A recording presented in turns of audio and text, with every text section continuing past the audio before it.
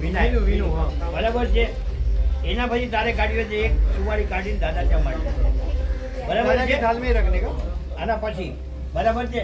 એના પછી છે ને વસંતભાઈ એક સુવાળી કાઢીને દાદાના થાળમાં મૂકી દે. આ મારી વસંત દાદાની જમાડવાની વિનંતી છે, બરાબર.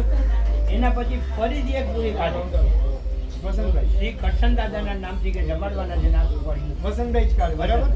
એના પછી રાજુભાઈ આવે એ જ રીતે એક પૂરી પહેલી કાઢે વસંત દાદાની, બીજી પૂરી કાઢે કરશન દાદા.